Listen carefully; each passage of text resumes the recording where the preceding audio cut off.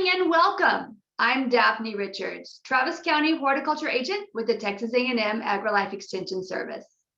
Thank you for joining us for this webinar and our Drought to Deluge Gardening Series.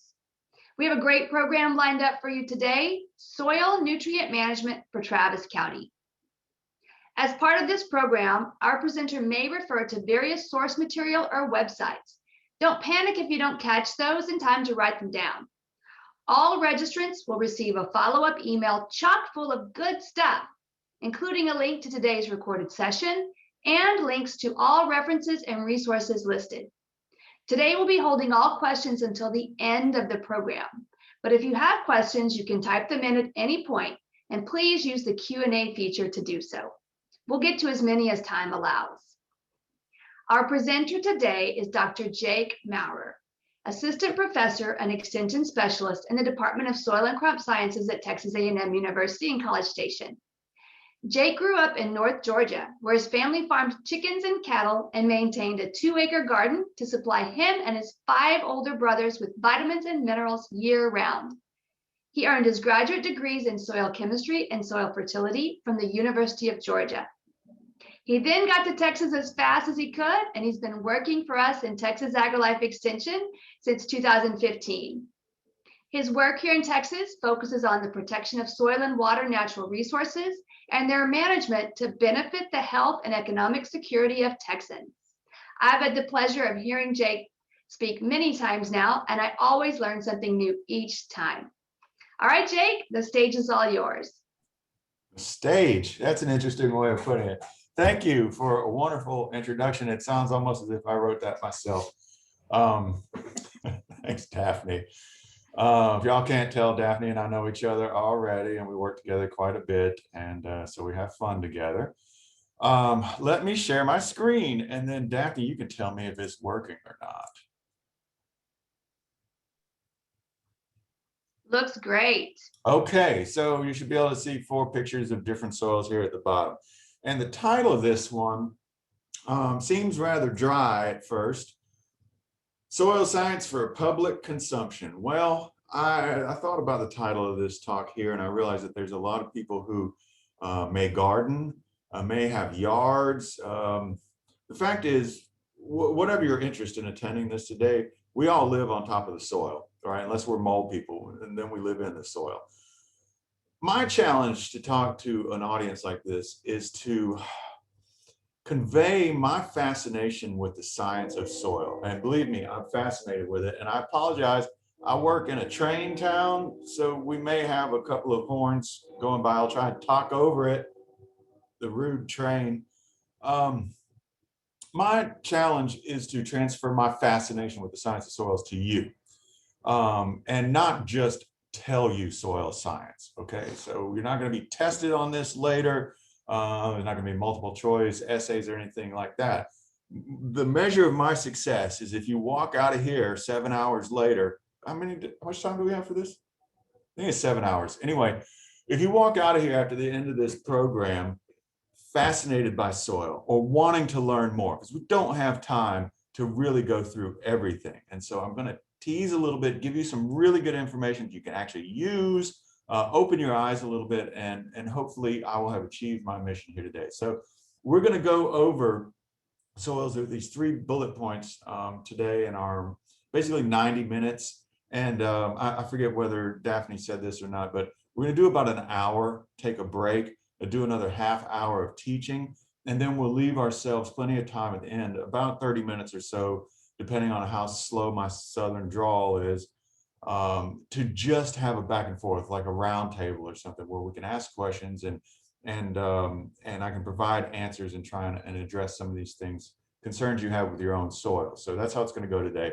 But we're going to cover these 3 bullet points, and up front, I'm going to cover a brief history of soil philosophy. So that's going to whet our appetites, okay, and give us an idea that people have really been thinking carefully about soil for thousands and thousands of years, okay, and more recently how we think about it, and more recently how we as Americans think about soils, okay. Then I'm going to get into the science of soil with what is soil, okay, and we're going to define it, we're going to describe it, talk about how it's named, that sort of thing. And then we're going to talk after our break about how the soil supplies nutrients to plants, okay? Is this everything we can talk about soils? No, no, no, it's not. We really just don't have time today to go over everything. And so this is like a primer. We're whetting our appetites. I'm introducing you to some of the points where you can go down the rabbit hole on your own and self-educate later. There's a few good documentaries on Netflix you can watch later on. Netflix, Amazon, they'll be available online. So whatever your streaming service provider is. And there are a lot of great books out there, and there are a lot of great web resources, which I'm actually going to go over during our question and answer time. So with that, let's jump into the philosophy of soil, right? And so we don't know. My mind was blown the first time I heard this, and I was an adult when I heard this. I think I was in the PhD program at Georgia when I first heard this, and it was a soil scientist from Texas who handed me his business card. On the back of his business card was this quote. And I'm telling you, my mind was blown. I had to think about it. Like, it's so simple and so true. Man, despite his artistic pretensions and many accomplishments in the arts, in the technologies, all of this, right? Despite this, we owe our very existence to what is essentially a thin layer of soil and the fact that every so often it rains, okay? So, you know, it was presented to me as an ancient Chinese proverb. We really don't know where this comes from. I've gone down the rabbit hole on the internet trying to look for the source of this. I can't find it. But think about that. If it weren't for soil, first of all, we wouldn't be here. Okay? Everything we have comes from the soil. All right? All our food, all our fiber. All right. And the fact that every so often it rains. Okay, we need that rain. We probably pay more attention to rain than we do to the soil, but we owe our existence to the soil. Okay, so that's a little bit of philosophy, right? Galileo, moving a little bit further into the future here, into the current times. Galileo said, "What greater stupidity can be imagined than that of calling jewels silver and gold precious, and the earth and soil base?" Right? And so if you remember from Shakespeare, base means something we cast aside, something we don't care about. There would not be a prince who would not spend a bushel of diamonds to have enough earth to sow an orange seed and watch it sprout, grow, and produce. So Galileo is setting down some heavy philosophy here for us, right? Now, moving a little bit more forward, closer to contemporary times, we've got this quote: "The nation that destroys its soil destroys itself." Right, this is one we teach to all our students in the classrooms, right? And it implies something that's been true throughout our history, right? If a nation, a kingdom disrespects its soil as a natural resource, then it can't be sustaining. It's going to have to rely on someone else to provide food for it if it can't maintain the productivity of its soil, right? And so this is what happened with the Fertile Crescent in Mesopotamia, right? That is no longer a fertile piece of land. It was eroded, it was acidified, it was washed away. It's not really there anymore to the extent it was what was once called the cradle of civilization, or the birthplace of civilization, right? And so this quote comes from Franklin Delano Roosevelt in a speech to the Council of Governors post Dust Bowl. And he's like, "We have an existential crisis in this country. We are losing our soil. We are not going to be a world power if we can't hang on to our soil." And so his words were heeded, right? Post Dust Bowl, this nation took some action on that. Now, it actually took the dust from the Dust Bowl literally reaching the Capitol steps in Washington, D.C. If y'all didn't know that, that's a true story. So soil from Oklahoma, Colorado, and the panhandle of Texas actually was airborne all the way to Washington, D.C. And when it hit the Capitol steps, then the legislators said, "Oh, well, we probably better do something about this." Famous story, you can look it up later. So what they did in 1935 was created the Soil Conservation Act, which was federal legislation. And they created the Soil Conservation Service a little bit later out of that. This is what's now called the Natural Resources Conservation Service, the NRCS, under the U.S. Department of Agriculture. A little bit later, we started to realize, we've got these federal programs that recognize Soils are natural resources. They need to be protected, right? And then we started to recognize that soils can be degraded by farming practices alone, right? So there's the need for sustainable conservation practices in farming. And so these initiatives from the NRCS started to come about as we refined our understanding of soil as a natural resource. The science started being developed, and we had these public initiatives. And so one of the first ones was soil quality. And that was started around the 1980s and went into the 2000s. And then around 2010 or so, the NRCS literally just threw out all soil quality information and adopted something called soil health as a public marketing campaign and initiative. We started in 2010 and is going to now. It looks like that regenerative agriculture might supplant soil health pretty soon. We're starting to see these terms used in that organization a little bit more.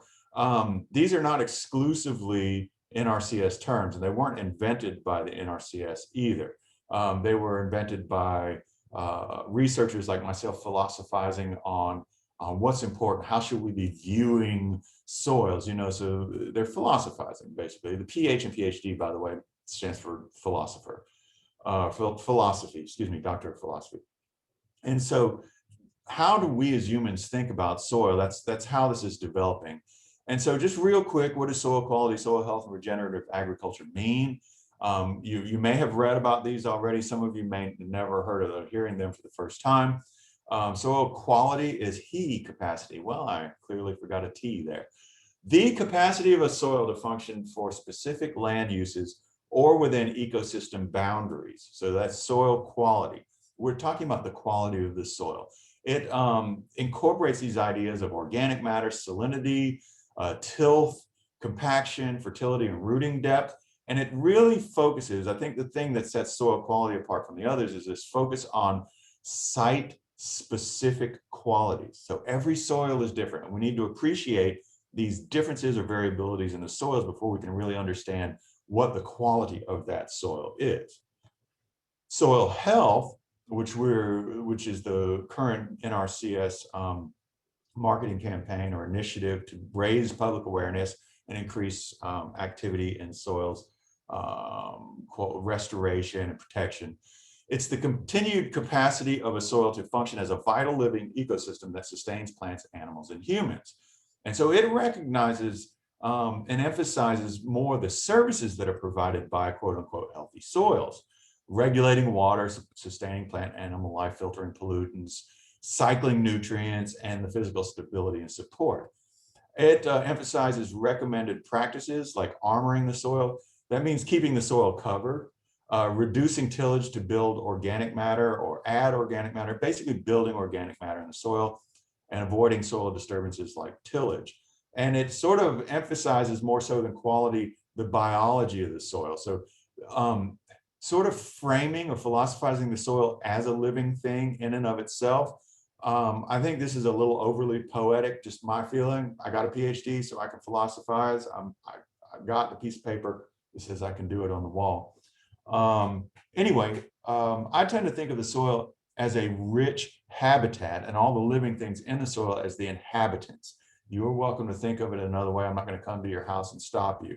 But so these are different ways of philosophizing. I'm introducing to you, sort of explaining to you. Regenerative agriculture is another one. It describes farming, grazing practices that reverse climate change by rebuilding organic matter and restoring degraded soil biodiversity. So you can start to see how these all sort of overlap on the Venn diagram, right, quite a bit, with maybe some very minor refined differences. It's based on the idea here, regenerative agriculture, is that loss of fertility and biodiversity poses a mortal threat to mankind. And so that's consistent with what Franklin Delano Roosevelt said. Recommended practices are do not harm, or do no harm, right? Improve the land, revitalize the soil. It takes a dynamic and holistic approach. It includes reduced tillage, cover crops, crop rotation, and composting. So you can see where it overlaps with soil health and soil quality. I think the thing that really sets regenerative agriculture apart is a focus on mitigating climate change by building soil carbon, okay? And then the last thing I want to talk about here as a philosophical approach, not to say that these are the only ones, but these are the biggies that are out there in the public sphere, right? permaculture is a philosophical approach aligned to managing lands with aligning managed lands with natural ecological functions. And it's based on these ethical design principles. And you can look this up on your own time. Earth care, meaning provision for all life systems, respecting all living systems and natural resources. People care, provision for people to access those resources. Okay, so the fair distribution of resources sounds a lot like a socialism approach to managing the land, right? Fair share, setting limits to population and consumption. Okay, so only expecting out of the land what it can sustainably produce and not putting more demands on that land than we have, which means, you know, limits to population and consumption. Here's this image here is the permaculture from the chicken's point of view, where we have needs, we have products and behaviors, and we have intrinsic characteristics, right? And so I encourage you all to look up more of these philosophies online. I think permaculture is probably the most developed one. It has these set of 12 principles that you follow, and you try and think about your land and what your goals are, what your needs are, what the land's needs are, and what you can sustainably do that with that land. So that's the philosophy of soil. I think these are fascinating ways to understand how people think about soil, how to manage land, how to work with it rather than against it, and how to fit what you do into what the earth does and what our natural systems do, so that we reduce adverse impacts of our human footprint on the planet. And if you care about soil, if you're hearing this, I assume I'm preaching to the choir about this, but we all, try and reduce our footprint and be harmonious with our surrounding ecosystems, right? As much as we can be, because we are part of it, right? We belong here as well. So let's move on to the science, and let us start with, what is soil? Okay, so this is my definition of soil. You may be surprised to know that there is no comprehensive, globally agreed upon by all scientists definition of soil. So this is one that works for me. Soil is an unconsolidated, naturally occurring material of mineral and organic composition at the surface of the earth that supports plant life. So let's unpack that, shall we? Unconsolidated means loose. It means it's not stuck together like a rock, okay? So it must be small particles. Anything bigger than 2 millimeters, it's a rock, it's not soil. It's got to be smaller than 2 millimeters to be soil. So there's a size component here to this looseness as well. It's got to be naturally occurring. So a bag of potting soil mixed at a factory downtown is not soil. It should be labeled as growth media, okay? Or container media, container substrate for plant growth. It is not soil because it was not naturally occurring. Mineral and organic material. So mineral material means rocks that were broken down from geologic stuff, right? Bedrock broken down to boulders, broken down to gravel, broken down to sand, silt, clay, okay? And then organic material to me means anything that used to be alive and is now on some part of the spectrum of decay and is also less than 2 millimeters, right? It could be something that was alive or something that was excreted by something that was alive. So we got manures, we've got sugars, we've got chelators, salts, all kinds of stuff that are organic in nature. As long as they're no longer alive, Dr. Jake says it's organic material, as long as it's also less than 2 millimeters in size, all right? I take the view that living things are living things, and the soil is a natural resource. The soil is a habitat and living things are inhabitants. Different people philosophize differently. Then the last thing here in soils is that soils must support plant life. Okay, so this is a tricky one. And I don't know who inserted this, but we all sort of agree on this, that that's what differentiates soil from non-soil. So two dirts or two materials can look exactly the same. One can be 2 feet under a lake bed and one can be 2 feet on the shore, right? You put the particles under the microscope, look at them, They look exactly the same, but because one doesn't get any sunlight and it doesn't support plant life under the water, then it's not soils, it's a sediment, okay? In the desert, let's go up to the panhandle around Kermit. You've got a dune that has bunch grasses on it. That is a soil. The next dune over that shifts too much to support any grasses, can't support plant life, it's not a soil. Is that a reasonable incorporation into the definition? I don't know, but it's there. So I'm going to keep that one. Anyway, that is what the definition of soil is. You can see where we philosophize and argue with each other at our national meetings. Sometimes beer helps. Anyway, soil, we got a definition for soil. Let's look at what soil is made up of in general, right? So we have this sort of textbook idealized fraction or pie chart of what soil is made up of. You'll see this a lot on the internet. Every soil is different, okay? But let's just start with this as a working idea. We've got minerals and organic matter as the solids that make up about half the volume of the soil. We've got air and gases that come mostly from the atmosphere diffusing down into the soil, but also some of the organisms that are living or some of the organic material that's breaking down produces CO2 and other gases that can fill that soil volume and eventually diffuse or interact with the atmosphere. Then we've got water, right? So here's where the support plant life things comes in. We got to have oxygen for root cells to respire. So I know we all think of plants as breathing in CO2 and breathing out oxygen, right? That's photosynthesis, and that is true. But at the very cellular level, they are aerobic organisms and they require oxygen.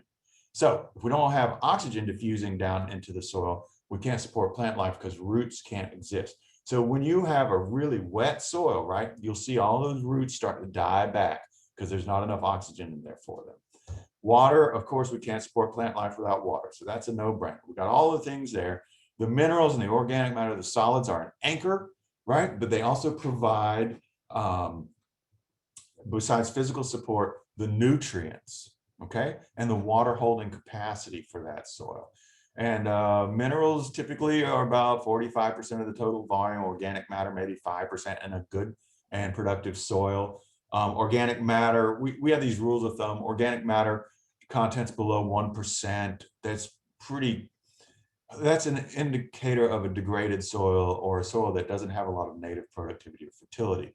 5% is a fairly good rule of thumb for a good organic matter content. But every soil is different. And I want you to understand there's a spectrum of functionality and contents here that work for many, many different soils. If we were to sort of take an imaginary cube of soil and look at it up close, we'd see that all the particles are irregularly shaped and irregularly arranged, okay? In between the solid particles is where everything happens. All the magic in soil happens in between the solid particles and the void spaces. So that's where the water lives, that's where the air lives, that's where the roots explore. And so the water's in between, that's where the roots are taking up dissolved nutrients. And by the way, roots cannot take up a dry nutrient, it must be dissolved, like salt in a glass of water, right? And so different nutrients have different solubilities, be aware of that. So they have different availabilities to plants. But there can be saturated soils, there can be soils that have almost no water in it at all, and there are soils that have a good mix in between, all right? And so what I want you to understand is that everything you're seeing a plant produce above the soil is a result of what's going on in the void spaces between the soil particles. I have a few different ways to look at this. Understand that soil particles are not all the same size. They're going to be a range of particle sizes. We conveniently group them into sand, silt, and clays. And so you can get a sort of idea of how when they're mixed, naturally occurring on the landscape, they're going to look something like this if you were to look at them under a microscope, right? Here on the right is an actual microscope image of a sand. On the left, a silt in the middle and a clay on the right. We get a sense of the scale with these illustrations over these two different illustrations on the left. I just always like to give people a different way of viewing this, different ways of visualizing it. So you can see sand, silt, and clay over here at the top on the left, and sort of a sense of scale with a ruler. Then you can see cross sections at the bottom here. So you get a sense of really what sand is quite gigantic compared to what a clay is, okay? And so this is the sort of relative range of particle sizes that we would see in the soil. And to give them a definition here, sand is everything between 0.05 millimeters in size and 2 millimeters in size. We can break up sands into the coarse and fine fractions, which is really useful for engineers and builders, making concrete, that sort of thing, building berms, levees, whatever. But for most of us in the soil world, we just conveniently break them up into these three groups: sand, silt, and clay. Silts are a little bit smaller, everything between 0.002 millimeters at the bottom end and 0.05 millimeters at the upper end, right there bumping up against sands, right? And clays are everything below 0.002 millimeters. So we're getting microscopic there. And we can have things that are just really, really tiny being clays, okay? So this is actually, the relative scale of this, it covers more orders of magnitude literally than sands and silts do. Okay, so a lot of crazy things, really wonderful and fascinating things to a soil scientist occur with clays because of their small size that don't occur with silts and sands. All right, so little bit of reference here. I can see sand particles of 2 millimeters, the upper bound, on a piece of white paper, no problem, without my reading glasses on. I could probably see 0.05 millimeters with my reading glasses on, as long as it's dark and on a white piece of typing paper. We get down to that 0.002 millimeters. I don't think I can see it even with my good reading glasses on. So we're talking about stuff we can see to stuff we definitely can't see at all without a microscope. So here's what it's going to look like, the blends of these particle sizes with clays. You know, clays are heavier soils. They have a lot of smaller particles, right? And then sandy soils are well drained. There's a lot of big spaces between the particles. And so this is help you visualize what that looks like in its native environment. And then, of course, another way of looking at this is the soil textural class triangle, which was invented by the USDA and RCS. You can find this in all different shapes and, well, not shapes, they're all triangles, but sizes and colors on the internet if you wanted to. Basically, because we have three soil particle size classes, sand, silt, and clay, it's really convenient to represent textural classes on a triangle. So you can see we put silt, clay, and sand on their respective sizes.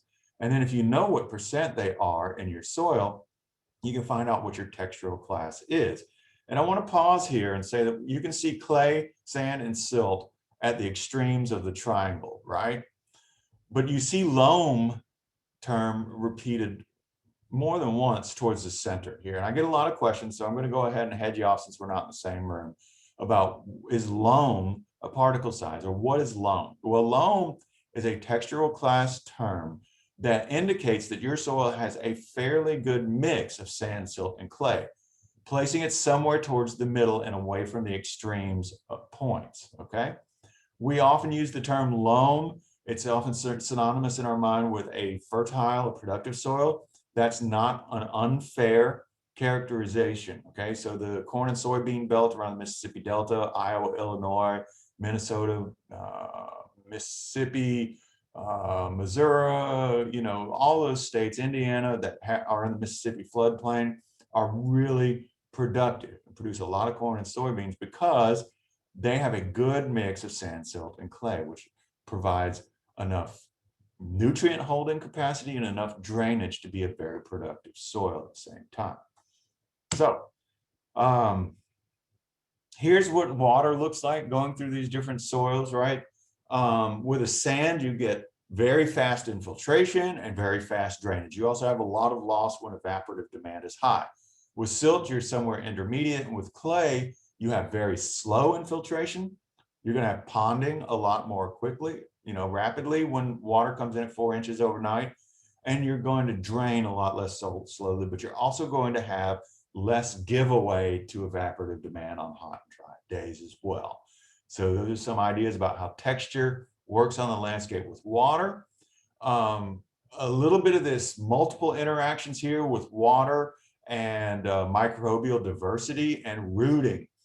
So the less void space you have, in other words, the more solids you have packed in there, the more dense the soil is. We call that bulk density or compaction, right? So the more soil porosity goes up, you're going to have more void space for water and air, more roots, and more diverse and dense populations of microorganisms to go along with those roots.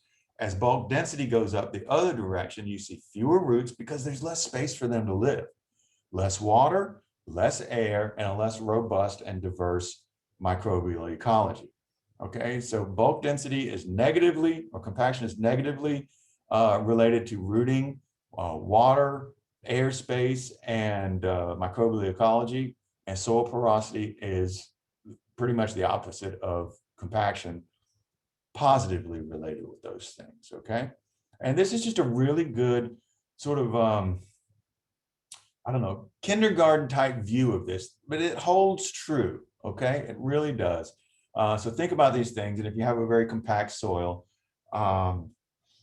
loosening it up can be a good thing. But also we understand that tilling is anathema to the ideals of soil health, soil quality, regenerative agriculture, and permaculture, okay? But never tilling can wind up with naturally occurring bulk density. So we kind of, everything's a double-edged sword, every tool in our toolbox for managing soil.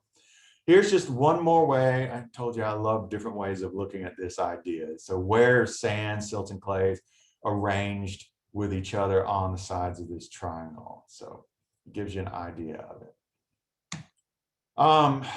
Particle size and surface area to volume ratio. I always struggle with how to present this to audiences, but I came up with this chart here, and maybe this isn't the right way. Maybe I still have to keep looking at it, but we have surface area to volume ratio on the left, and we have surface actual size on the bottom. Okay, so like diameter of the particle on the bottom. So as the sizes decrease, going towards 0.01 to 0.05, right, we see that the slope of that line really starts to increase as we move towards zero. And then once we get to where clays are, which is 0.002, that thing shoots upward. This is surface area to volume ratio. So if you can picture like the surface, as the volume grows smaller, but the surface area still grows smaller, but at a smaller rate, we start to see that ratio really shoot up, okay? And clays, which are the smaller particles, I know I'm losing some of you. I can hear it. I can hear it over the psychic connection now. Understand that clays have these super cool properties. They're not always great to manage, but they do things that are so much different than silts and sands because of this surface area to volume ratio. And what I'm trying to show here is that as the size decreases, the surface area to volume ratio really shoots up there. And so I want you to remember that. And the more surface area there is to volume or to mass total, the more things really start happening in soil, let's say. And this happens with clays. So here are some pictures I took myself with a scanning electron microscope, a field emission. I got access to this thing. I had to go through like 3 weeks of training, and then they let me take my own pictures. So we see a sand particle over here at 1,000 times magnification, right? And so the sand particle is sort of smooth, right? It's got some roughness on the outside. So this is from a soil that was very sandy. Then we see a particle from a clay loam soil, if you remember that triangle at the bottom. And you can see how much more roughness there is with all these clay particles attached to the outside of a larger sand particle. And we start to see this idea of how there's much more space, tiny spaces for water to be absorbed in, for nutrients to be attached to, much more surface area going on, right? And I want you to understand that surface areas are where nutrients attach.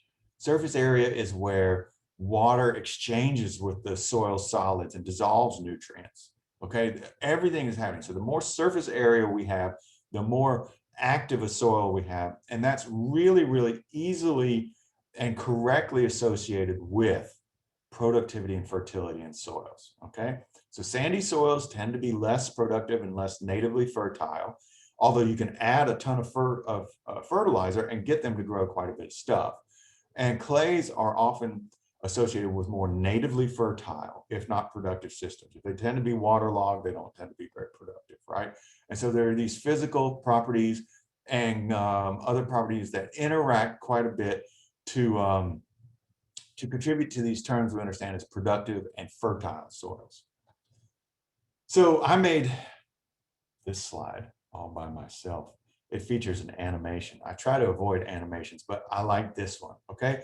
And as a chemist, I can tell you, I know the shape of a water molecule and I know what goes into it every single time. It's 2 hydrogens and 1 oxygen, okay? And so this is what a water molecule looks like. Notice, to the chemistry uninitiated, that it is not straight across like a barbell. It is bent at a 270-degree angle around the obtuse side. And so that's really important because many of us remember that oxygen is negatively charged and hydrogen is positively charged. And so the total charge is balanced. Each hydrogen has 1 charge, each oxygen has 2 negative charges. So 2 minus 2 is 0. Okay, so it's electrostatically neutral, except it's bent. So all the positive charges are on one side of the molecule and all the negative charges are on the other side. And these molecules now get attracted to each other like magnets. All right. And so what happens is they form droplets. And this property of them being attracted to each other is called cohesion. If you spray a water hose on the freshly waxed hood of a car, they're going to bead up, right?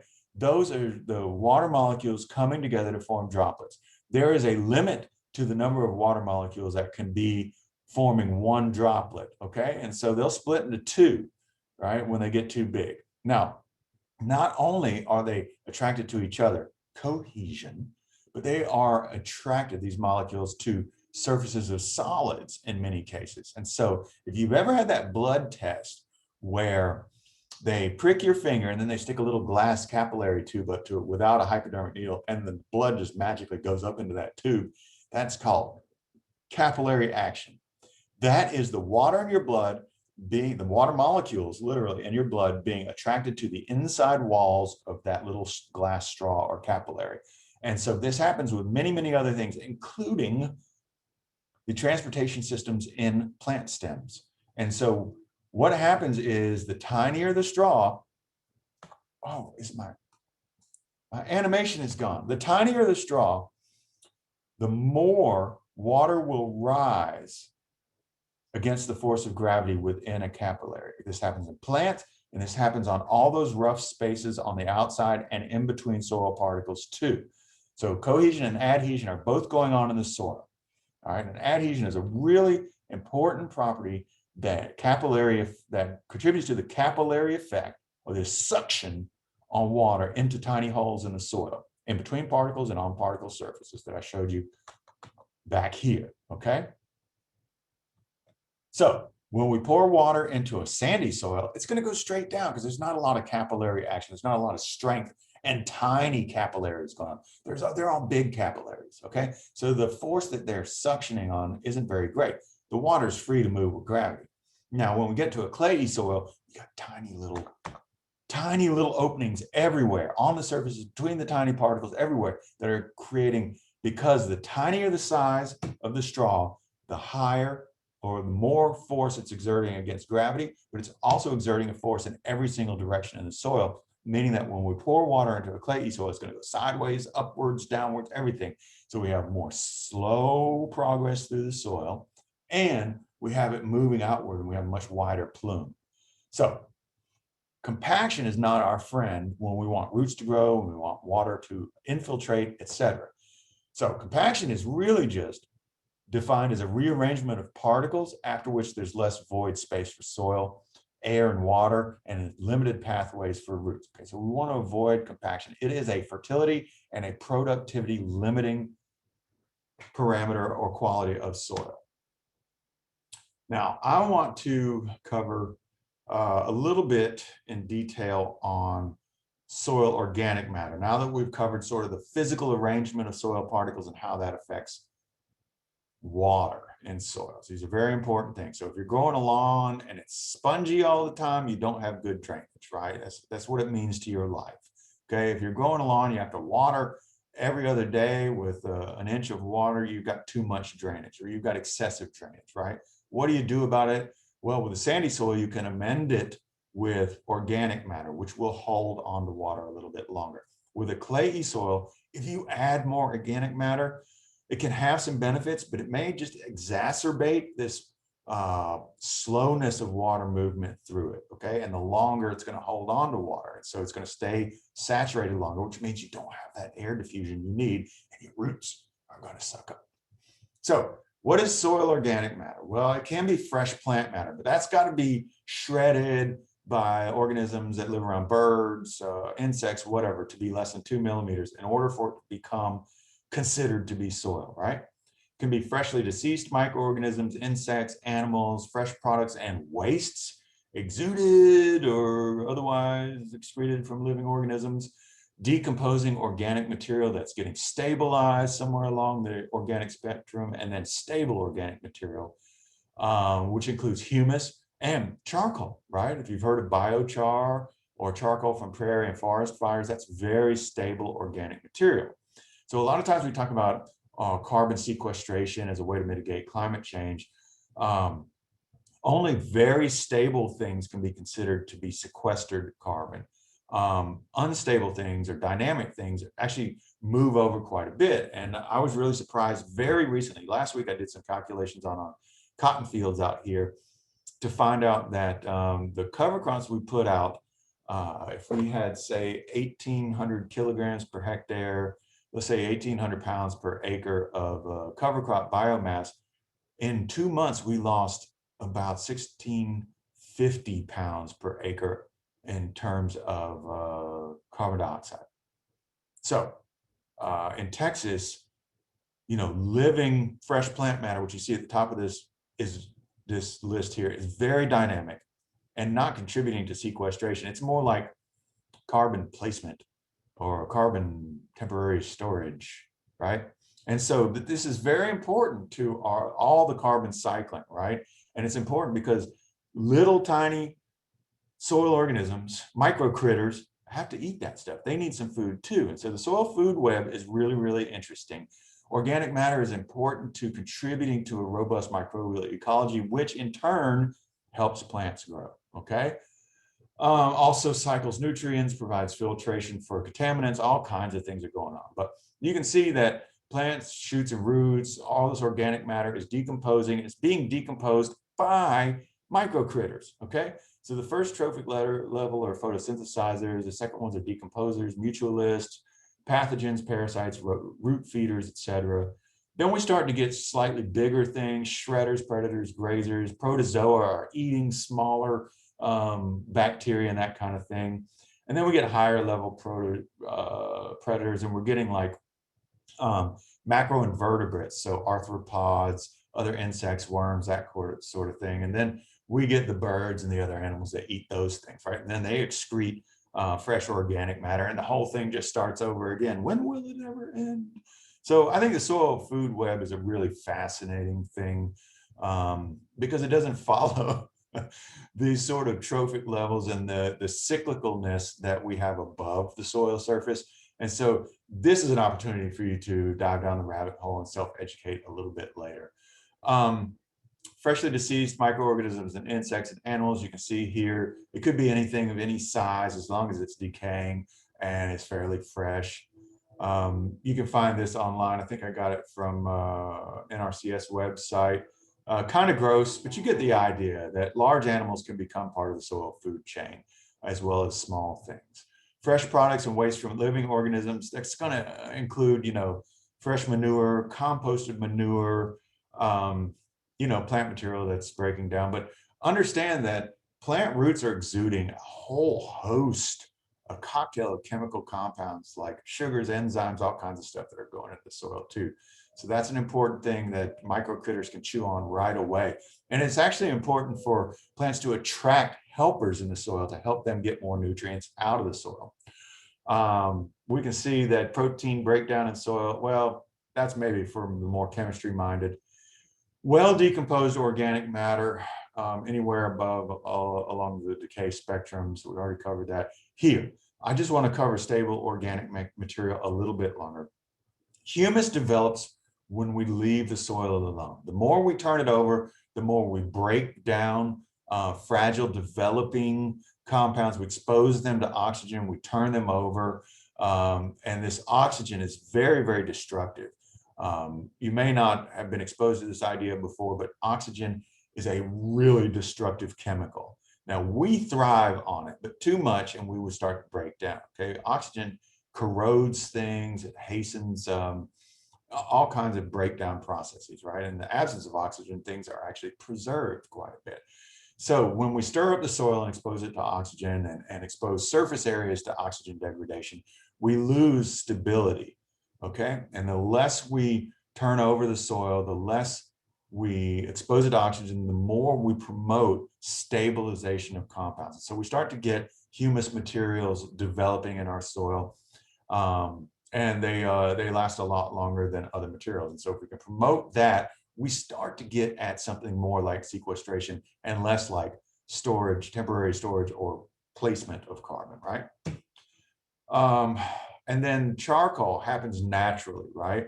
So one of the things I work with in my research is adding biochars to soil to look at how they behave. Whether it's compost or biochar that I add to soil, whenever I add a fairly stable organic material, I see roots grow more. I see more root biomass, and I see a lot more interaction with microcritters in the soil. So soil organic matter is really important. You can just do a thought experiment in your head. If you take a bag of sand and put it in a 5-gallon bucket and try and grow a plant in it, it's probably going to grow a lot better if you mix that sand with some compost first, right? I think everybody intuitively understands that. Do it at your house. You will see the difference, right? And so that's just a very hyperbolically oversimplified way to illustrate the importance of organic matter in the soil, right? So that organic matter increases nutrient storage, it increases water holding capacity. It can improve infiltration in sandy soil, but probably not in clay soils, right? So, you know, you need organic matter in clay soils, but these blackland clays have a lot of native organic matter. That's why they're black. From years and years of prairie fires happening naturally over geologic time periods. We know that organic matter improves soil structure. So clay particles, being as tiny as they are, again, surface area volume ratio, can get glued together by proteins and other things and the other organic materials at the molecular level. And they can form aggregates of thousands of or more clay particles together, forming an aggregate. And that resists compaction and provides more microhabitat and variety of habitat in its interior. So now it's a single thing made up of a bunch of tiny things with tiny air spaces in between it, protection of organic matter, all kinds of things going on through aggregation. And they're stronger than loose, unconsolidated clay particles on their own. And also soil organic matter helps reduce erosion potential. Humus is a special example right there in charcoal. Also, I've already covered these two things in previous slides. Here's what I say organic matter isn't. It's not geological materials. That's the mineral component of soil. I say, and you're going to find things that are going to contradict me on the internet, okay? I'm going to stick to my guns here. Living plants, bacteria, fungi, worms, beetles, living things are not soil organic matter. They are living things. They feed on the organic matter. When they die, they become the organic matter, okay? My position is that the soil is a habitat for life. The living things live in that habitat. Some sources of information may differ from this view. That's my disclaimer, okay? You may feel free to come to your own opinion. I also had this discussion the other day, or sort of a debate with our soil carbon professor. Neither one of us won the debate. We just presented our opinions. But the other thing I have is that living things are reverse entropy. Okay, in thermodynamics, everything tends naturally towards chaos. Living things create order. Okay, so I want to separate organic matter from living things because of this direction of energy flow. All right. Now, soil is a massive habitat for life. Okay, this is really, really important. Whether you feel like it's a living thing or not, it is a massive habitat for life. And I want to bring us to an appreciation of soil as a habitat rather than getting bogged down in my philosophy here. How massive is it? Well, it covers about a third of the planet, right? If you understand that water covers 2/3 of the planet, then the rest must be solids, okay? And that's true. The atmosphere covers all of that, right? So typically, you know, if we want to be technical, the atmosphere covers 100% of the planet. But the soil, on the low conservative estimate, has about 1 billion microorganisms per gram of soil, okay? So there are 1 to 2 tons of bacteria for every acre of soil in the top 6 inches. It's a lot of biomass, okay, a lot of living stuff. The ocean, on the other hand, has 1,000 times fewer microorganisms per gram. And that's an upper estimate. So I'm trying to be fair here, okay? Now, if you consider that the ocean only covers twice as much of the planet as the soil does, but the soil has 1,000 times more organisms per gram, you start to see that the soil is a much more important reservoir for life than the ocean, okay? Starting to get my point of view. Now, you might say the ocean's so much deeper than the soil. Okay, possibly true, but for every inch down in the ocean you go, those microorganisms start to decrease. Same with soil too, but let's just put them on equal footing there and say that the soil has at least 1,000 times more microorganisms per gram divided by 2. Okay, so about 500,000. What? 500 million more microorganisms per gram than the ocean does. So it's a very important habitat. And it should be the most diverse microbial habitat on the planet. We know that. It's well established. We haven't even discovered 95% of the species we think are living in the soil yet. We've characterized 5%. That's our best estimation. So we got this weird food soil, or soil food web, predators, heterotrophs, anaerobes, nitrifiers, scavengers, all kinds of things going on. These are some cool pictures of the types of life you might find. These are some pictures I took of corn roots with fungal hyphae in blue and little storage vessels that look like kidney beans over there in blue, the vesicles and the hyphae. This is a particularly interesting type of fungi called arbuscular mycorrhizal fungi that actually grows inside the plant. It's allowed, it's a mutualism, symbiosis, and then grows out in the soil and explores 80 to 100 times more volume of soil than the plant roots can on their own. So there's all kinds of cool stuff going on there, and it helps the plant access nutrients and water. We got bigger things, protozoa, nematodes, and arthropods. So protozoa are larger than bacteria, and therefore they predate on them. Soil aggregates create microenvironments. Again, the aggregates, bacteria literally hide inside tiny little caves in the aggregates from protozoa, which are too large to get inside there and get them. So it's like if we were camping and a bear chased us, we could jump into a small hole, right? And then the bear would be too large to find out. You get the point. We have nematodes, which are non-segmented worms. Some are beneficial to plants, some are neutral, and some are parasitic, okay? We've got arthropods. Mites are microscopic arthropods. And then they're invertebrates. They can be quite big, like worm size. They have no backbone and rely instead on an exoskeleton. All right, so I've gotten us to 1055, which is where I wanted to get. And I hope I threw a whole bunch of knowledge at you and confused the heck out of you. But we've gotten to a point where we're going to take a short break. I love whenever I go to Francophone countries, they call the coffee break pause cafe. And so that's what we're going to have. We have a 3-minute break, and I'll turn it over to you, Daphne. That's right. So 3-minute break, that would put us right about 10:57 to start back. So grab a beverage. Actually, just turned 10:55. So at 10:58, we'll start back.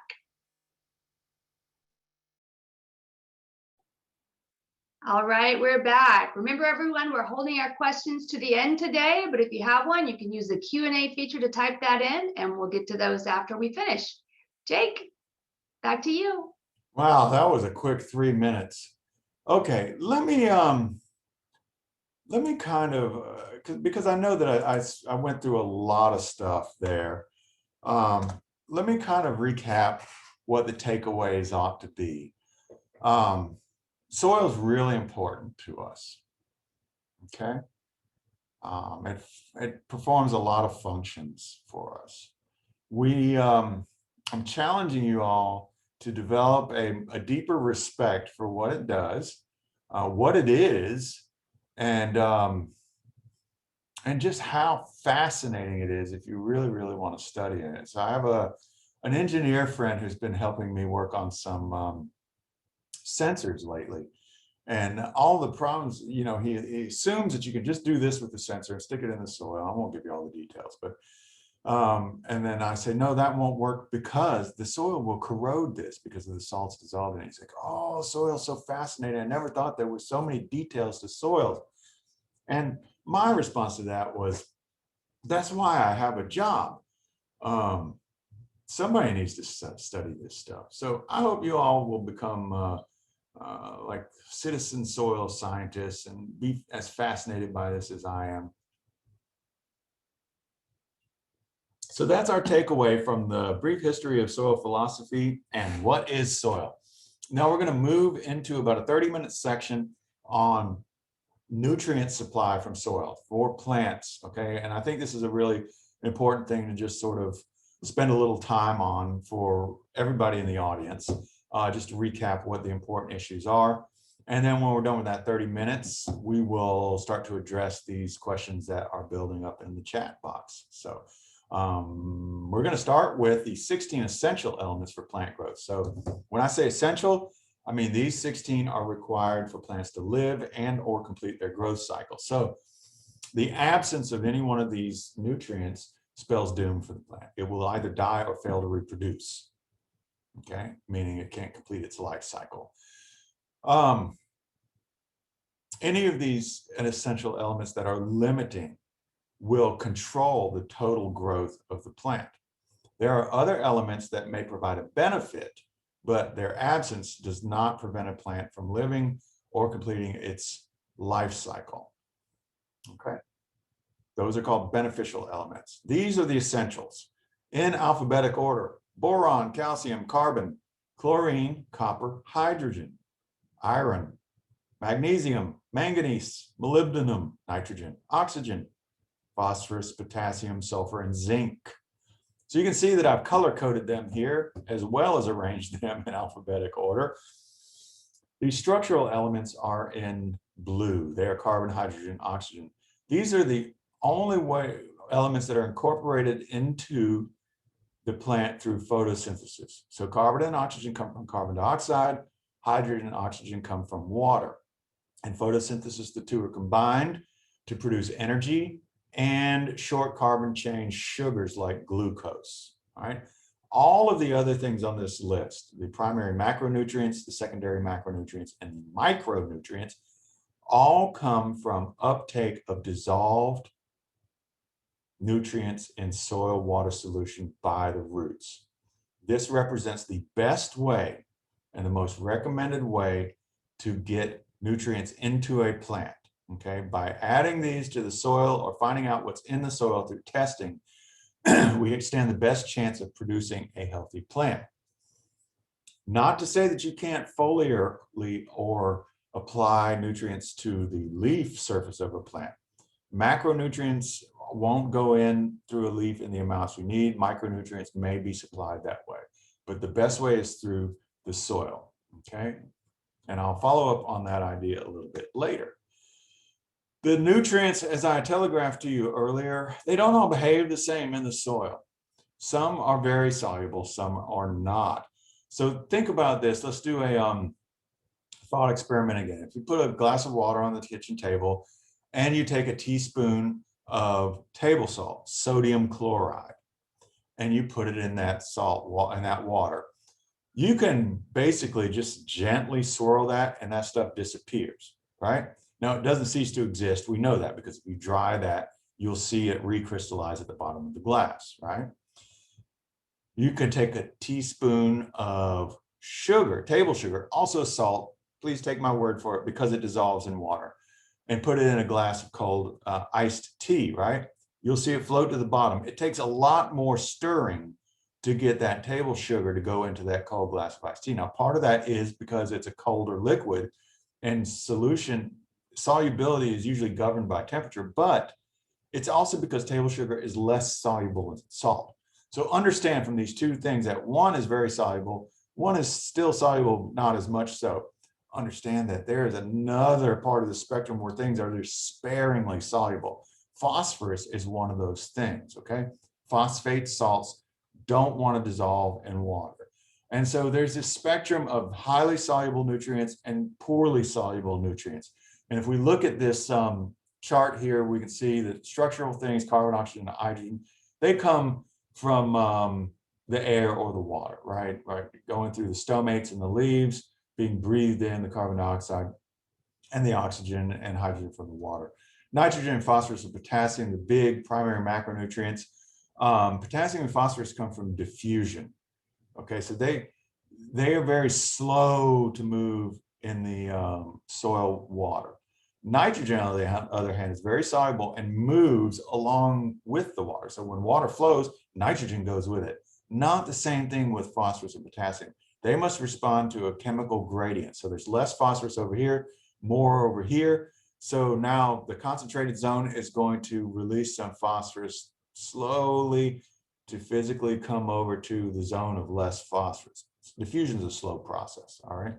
Calcium, magnesium, and sulfur can move by mass flow. Mainly chlorine moves by mass flow, but most of the metals in the micronutrients like iron, zinc, manganese, and copper move through diffusion, so they are slow. So understand that things are poorly soluble or very soluble. Usually the very soluble things move by mass flow, the poorly soluble things move by diffusion. And so not only is there going to be less things, if they're poorly soluble, less of it in the soil solution and available to plants, because plants cannot take up dry stuff. They can only take up dissolved nutrients. Things that are poorly soluble are going to be less available, but also less likely to move towards a root as it takes up water. So roots have to go out and touch soil particles to absorb many of these things. All right, not so with nitrogen. Nitrogen flows into the root. That's very convenient. So understand that that concept is working in soils, okay? Structural elements, as I said, come through sunlight, oxygen, carbon dioxide, water. The primary macronutrients, again, are nitrogen, phosphorus, and potassium. They're required in the greatest quantities by plants. That's why they're called macronutrients. Secondary macronutrients are calcium, magnesium, and sulfur. We are by and large going to manage nitrogen, phosphorus, and potassium, or NPK nutrients more than we manage the other ones. If you have good organic matter in your soil, you're probably not ever going to need a micronutrient fertilizer because the cycling of that organic matter provides enough micronutrients to supply the plant. Okay. If you don't have good organic matter, you're probably not supplying micronutrients enough. Now, we have to be careful about managing our fertilizer nutrients, okay? Like I said, we're managing NPK the most, maybe calcium, magnesium, and sulfur to a lesser degree. How do we know? Well, we got a soil test. I'm going to get to that in a little bit. But there are dangers to mismanaging nutrients, okay? And nutrients are in plant material. They are in animal waste. They're in fertilizers. They're in the soil, okay? They're everywhere. Keep your eyes open. Drinking water with concentrations of nitrate above 10 milligrams can cause immediate health problems, and lower concentrations can hurt people with vulnerabilities like babies and the elderly, or people with underlying health conditions can get toxicities from nitrate in drinking water at very low concentrations like 10 ppm or 10 milligrams per liter. Nitrate removal systems can cost 5 to 10 cents per 1,000 gallons or go over $4 per 1,000 gallons, depending on how bad the problem is. So we need to follow recommended practices when we're managing nutrients or when we're applying or planning to use fertilizers, because I love this picture. It's horrible. Nutrient escapes are expensive. Those costs are hidden. Like we don't feel them. We do feel them through taxes, okay? But we don't really feel them because they're buried in those taxes. But it's billions of dollars per year just for the state of Texas. So going to have diverse and wide-ranging effects on businesses, right? They're footing the bill for this because they're losing business or they're spending more in order to maintain their business. So tourism, property values, real estate, commercial fishing, recreational. If we have something like you see in this picture, we're going to lose a lot of that value, okay? There are no fish in that river right there, okay? So drinking water costs. Now think about treating that water just so we can safely drink it. That's billions of dollars to clean up that. So I want you to understand that when I'm driving across the state and I'm hearing on the radio or watching on the TV about the dead zone in the Gulf, and the first person they blame is U.S. agriculture, I'm going to tell you right now, it's everybody. I looked this up. I did the math. A 200-acre subdivision is, strangely enough, exactly the same size as a 200-acre farm. A farmer has to have a license to apply registered chemicals, dangerous chemicals. They have to have that license renewed every year and they have to continue their education. A farmer has an economic incentive to apply only the right amount of expensive fertilizers. A homeowner does none of those things. They don't have to have a license to apply the same chemicals. They don't have to follow the rules. There's no police for homeowners. And if it's a landscape provider or a lawn manager is fertilizing a lawn, chances are they didn't take a soil test. Chances are they're just applying the same thing to every lawn. So a 200-acre subdivision is more of a potential environmental catastrophe than a 200-acre farm. So the dead zone in the Gulf is all of us, folks. Nutrient Management for Dummies here. You know those books, right? Not that any of you are dummies, just that yellow covered book. Insert title here for dummies. Level of available nutrient on the x-axis, crop yield increase potential on the y. We need to know what we have in the soil before we add fertilizer, because if it's already high and we add fertilizer, the plant won't respond. If it's low and we don't apply fertilizer, we're missing out on some of the potential crop increase. And then if we mismanage fertilizers, we are contributing to the dead zone in the Gulf, okay? So we need to soil sample first. That's the first thing. If we don't know what's in the soil, we don't know how much to add to make up the difference in the essential plant nutrients, right? The essential elements for plant nutrition. So take soil sample first. This is the type of tool I use. If you are in the Blacklands, you want some of this Pam vegetable oil cooking or Great Value, whatever brand you want. I can't endorse any particular brand. Vegetable oil cooking release spray will not interfere with the soil test at the lab. WD-40 will. So use some vegetable oil cooking release spray, take your samples, because it'll take you 10 seconds to get the sample and 10 minutes to get that clay out of there. Okay, so the release spray helps you out with that. You want to insert this to a depth of 6 inches. And what do I say? When I say they're only, the tests are only as accurate as the samples on which they're based. If you take, let's say you're going out to your 3rd-acre lawn and you take a sample out in the middle of it. You are going to be soil testing for that point in your lawn. Lawns are variable, soils are variable, okay, even over at 1/3 of an acre. So you need to take about 10 samples or 8 samples over a 1/3 acre and mix them into a bucket. Take them to 6 inches. Something looks like this. You can use a trowel or a shovel if you want. You can take a slice out with a shovel and then put the grass back over it. If you're in a garden, it doesn't matter if you make a small hole in it. Go to 6 inches, okay? Mix several samples up into a bucket and smooth out the variation over your field. Just go willy-nilly, randomly select and cover that area. If it's a 1/3 acre, 10 is plenty. Mix it in a bucket, throw it in your soil bag up to the fill line. I use a 10-in-1 or a putty knife to mix up my soils. I can't endorse putty knives. I do have a national endorsement for putty knives. Chop it up and put it in there and throw the rest back out where you got it, okay? Label the bag, put your address on it, send it into the lab. You can use anything you want, but I'm gonna tell you, if you got a black clay and you're doing several sites, the tubes are the way to go. They're about $45 on the internet, but you can use anything else you want. It just takes a lot longer. And then if you're using a shovel, you may want to cast aside the wings that you see here. What do I recommend for you all, for a general public audience? Get a 6-inch composite sample and turn it in for the routine test, okay? If you've never done micronutrients, get a micronutrient test too. That's $19 at the laboratory, great deal. The routine test by itself is $12. Now, if you don't have any problem with micronutrients, don't bother next year getting micronutrients. If you do, retest annually, or anytime you're going to add fertilizer, test your soil first. When do I soil test? Anytime I plan on using fertilizer. This is an example of willy-nilly or random going out there walking a zigzag. That'll catch you. That'll be fine. So once you've sent your soil sample in and you told the lab what you're planning on growing, they'll send you back a report like this when they're done with your stuff. And this is what our report looks like. Man, there are some crazy reports out there from private labs. I know how the sausage is made at the Texas A&M lab, and so I can help you interpret this, but let's just go through it really quickly. On the left, you're going to see the parameter that we tested for, pH, conductivity. pH is the acidity, alkalinity of the soil. Conductivity is going to be a measurement of the salts in the soil.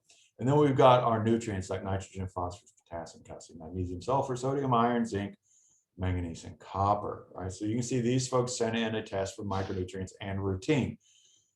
You'll see results in the next column here. Okay, that's what the machine actually measured.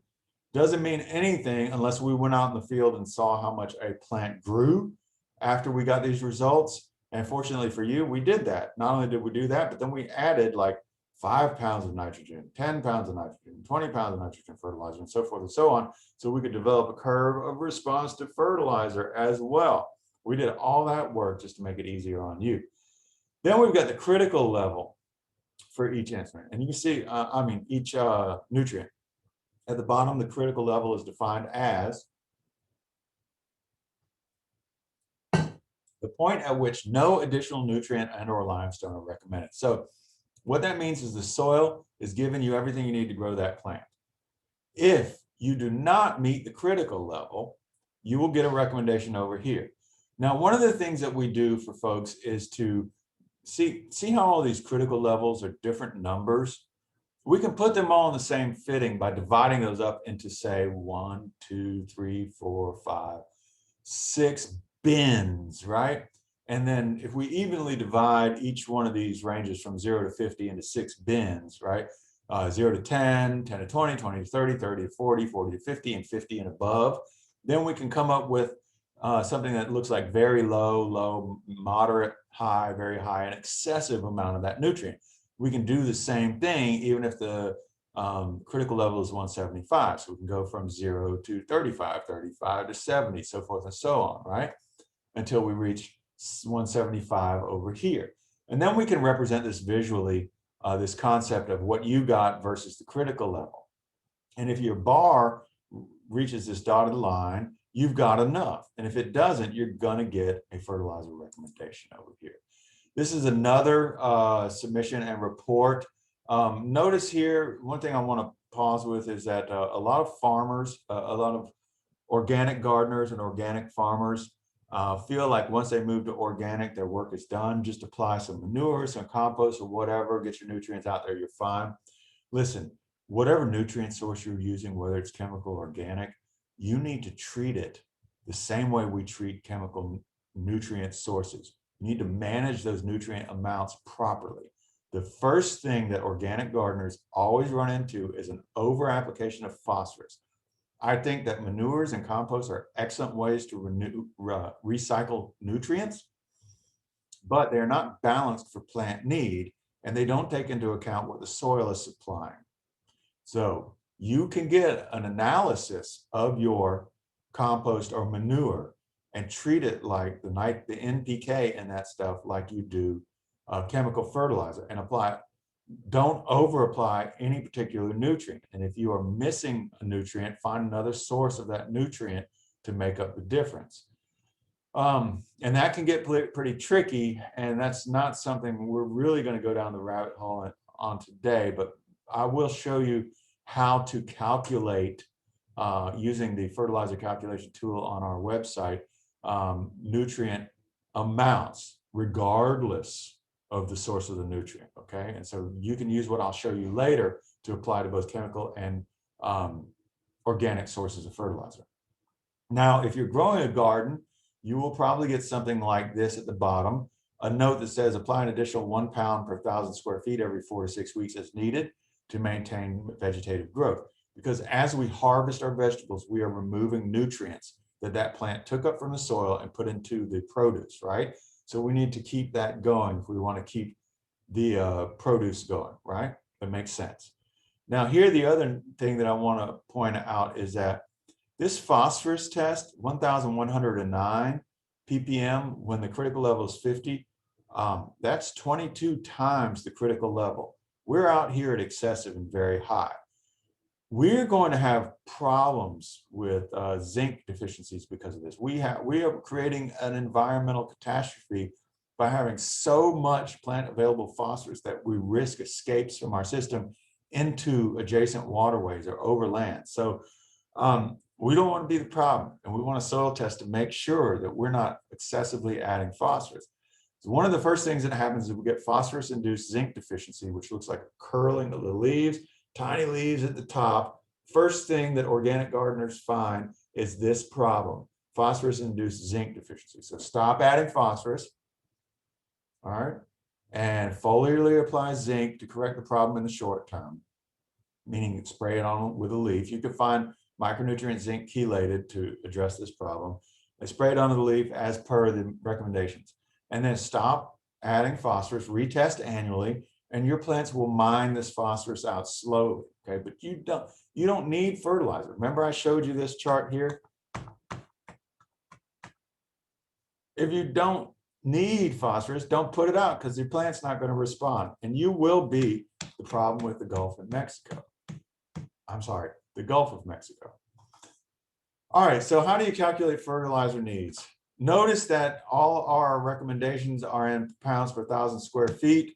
How many square feet do you have? Well, here's some quick geometry reminders for you. The area of a rectangle is length times width. The area of a triangle is half the length times the width for right triangles only. Circle is pi r squared. All right. And if you have a Lone Star shaped garden, I can't help you with that. I don't know how to calculate the area of a star. You can figure it out online, I'm sure. But you take your area and divide it by 1,000 square feet, you'll get a factor to apply to that pounds per 1,000 square feet. So if you have less square feet than your recommendation, right? Which if it were 0.6 pounds per 1,000 square feet, the amount you apply should be less than the amount recommended for 1,000 square feet. If you have more than 1,000 square feet, the amount you apply should be more than the recommendation for 1,000 square feet. You will come up with a factor here and you will multiply it by your recommendation. Like we had this here, 0.6 pounds. Put that in and we get 0.36 pounds for your area, which is a 10 by 60 foot or 600 square foot garden plot. Okay. Now I know that's a lot, right? But the only thing we can't do with the calculation the fertilizer calculator tool is convert to your area. If you can do this much, I'm going to give you a tool that helps you out in calculating fertilizers from here on. Okay. And so let's show you that tool now. I stopped sharing my screen and I'm not going to break, Daphne, so you don't have to jump in just yet. Let me share this screen here. Oops. Stop. It only shows me what I've got up at the time. There we go. So we should see the website for AgriLife Extension's Soil Forage Testing Laboratory. And my colleague, Tony, a couple of weeks ago had the snow-covered lab up. He's taken that picture down. I think it was cool. Anyway, if you see this picture, you're in the right place, okay? The URL is soiltesting.tamu.edu, but I'll be honest with you, I just Google Soil Lab TAMU and click on what it shows me. Now, of course, Google knows everything I do, so it probably auto-populates that for me and puts it on there. Scroll down. Well, let me show you some things about this. You can download submittal forms. All right, and so you get a urban soil submittal form here, which maybe most of this audience is. You see it's front and back, one-page PDF. You can print that out, and then you can fill it out with your name, mailing address, city, state, and zip. And then don't put anything here. All right, and then I don't know why they need all this stuff. You really just need your sample number. Okay, sample ID is really what you need. And then you'll choose your requested analysis. And this is where you find what the analyses are. Now, remember, I recommended that if you've never done it before, get the routine plus micronutrients. Sorry, that's this one here, $19 per sample. If you don't have a problem with micronutrients, don't worry about it next year. I think you're probably going to be fine year in, year out. If you do have a problem where one of them or more of them is low, then do it, retest every time you plan on adding fertilizers, okay? Otherwise, just use the routine analysis, which is $12 per sample. That gets you pH, nitrate, phosphorus, potassium, calcium, magnesium, sulfur, and sodium and conductivity, okay? Whereas if you add the micros, it's going to add zinc, iron, copper, and manganese to that test, okay? So you'd either check one or two. All right? Don't check both because you don't need a routine plus micronutrients. Then on the back, if you forget how to soil sample, there's some more directions there on how to mail it and everything else. So that's a really good thing to know. If you're a farmer and you're on this, you're a commercial farmer, a forage producer, something like that. Let's go to this form here. Maybe not the volume discount, but you'll go out there and use this form. Okay, most of the stuff looks the same. A little bit more detail on how to sample and use the management zone approach for farmers. Okay, now let's go back out here, and then we have payment information, how to pay. That's all there too. So you may have those questions. Sending samples, where to send them to. That's also on the form, but if you forget, go to the website. Listing of current methods. This is really for technical use. And publications, I'm going to skip over to that. So here's a wealth of soils information for the end consumer here. How to sample, right? How to collect the soil samples. Very detailed information there. You have saline soils. Here's some more information on why phosphorus is bad. Okay, a little bit's good, lots bad. Let's see here. Pasture and soil management following tidal with saltwater intrusion. If you have that problem in Travis County, you're living too close to the shore and you're probably not in Travis County. Well water, water quality stuff. If you live in a neighborhood with a pond, there's some stuff for you there. If you're growing hay, some stuff for you there, okay? A lot of information on the soil thing. Take advantage of it at your leisure later on. Now, the thing that I want to show you about managing fertilizers is these calculators here, okay? So let's go into that. We want the urban fertilizer calculator, either one of these, the basic edition or the commonly available will work for you, okay? So the thing that's different is that we have a list of commonly available fertilizers.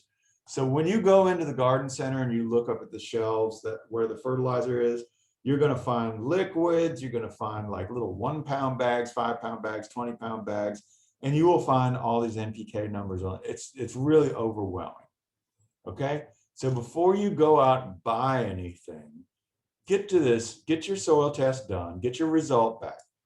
And let's say that we had that 0.6 recommendation from earlier, right?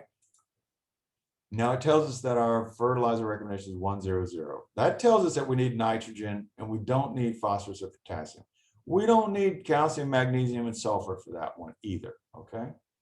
So we want to choose a fertilizer that only has nitrogen in it. What's the first one on this list? Well, a 2100 is the first one on this list. Now, if we could have the option of hand entering different amounts if we can't find it on this list, okay? So the great thing about this calculator is it tells you how much fertilizer you need. If you buy that 2100 and your recommendation is for 0.6 pounds per 1,000 square feet, right? It tells you need 2.9 pounds of fertilizer per 1,000 square feet. Hey, you're pretty much done, right? That's going to apply what you need. And it tells you right down here how this fertilizer supplies your soil test nutrients. Nitrogen is adequately supplied. The zero amount of potassium, the zero amount of phosphorus you needed is supplied. This fertilizer matches soil testing recommendations, okay?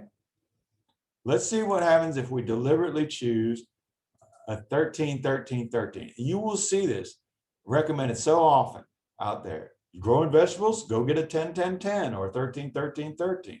Okay, I'm telling you that's the wrong way to do it. Because what do we get down here? We're supplying at 4.6 pounds per 1,000 square feet, 0.6, 0.6, and 0.6 of everything, right? Did we need everything? No, we didn't. Did we need to kill fish in the Gulf? No, we didn't. All right. So look, tells us we're over applying these things here. And it tells us carefully evaluate your fertilizer selection. It appears to not match soil testing recommendations. Okay, this was an easy one because we only had 0.6 pounds of nitrogen. Now, normally when I'm doing the 4-hour Master Gardener fertilizer management talk, we spend a lot more time on this with more examples. But let's say that I had, well, let's stick with the first one. Let me just cover something here. And we went with 2100, okay? But we had, let's get out our calculators. And we had that 0.6 conversion factor, right? So let's do 600 divided by 1,000. Remember, I want to just go back and say that we had a 600 square foot garden. It's not going to need as much fertilizer as a 1,000 square foot garden. And remember, dividing 1,000 into 600 gives us a 0.6 conversion factor. Let's apply that to the 2.9 pounds of this 2100 fertilizer. And we're going to get 1.74 pounds of fertilizer needed for our 600 square foot garden to meet that nutrient need. Okay? That's the part that the fertilizer calculator can't do for you, is converting 1,000 square feet to your area. But it can tell you the right fertilizer to deliver the right amount of nutrients. All right? So let's do a slightly more difficult example. Let's say we needed 1.5 pounds nitrogen, and we need 1 pound P2O5 and 1.5 pounds K2O. So that'd be a 1.51 or a 3-2-3 fertilizer ratio, 1.51, 1.5. So if we could find a 15, 10, 15, we'd be really good here. Do I see anything like that? I see an 848.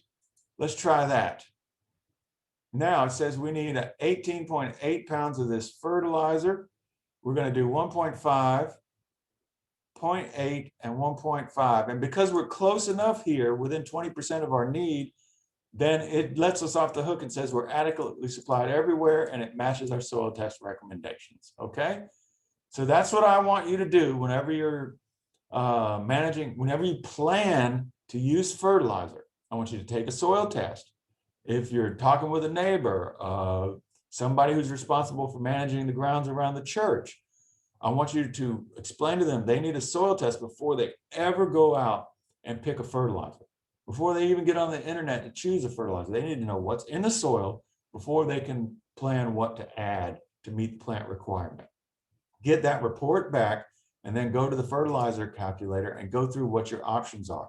Then you can go buy the bag. Then you can put it in your gantry or spreader or spread it out by hand. Now, the thing that I want to say is if you have an analysis on organic fertilizers like Black Cow or Dillo Dirt or anything like that, and it tells you how much is in there, manage it the same way. So there will be cases where you can't do this all with one fertilizer. Okay, you may need to apply 2 different fertilizers, mix and match, so that you get only the nutrients you need and all of the nutrients you need. Okay, so I know that's a little bit difficult to understand, but if you are a master gardener and a volunteer and we haven't done our class yet, I will go into this in more detail. So anyway, that's what I wanted to show you here. And then I also want to show you the a couple of other soils resources. And one is the Web Soil Survey. So you can Google that, which is what I always do. See, look, I Googled it. And then once you click on this button here, you'll wind up with something like this. And you can go to, it's timed out because I brought it up. Let's go to Texas and Travis County.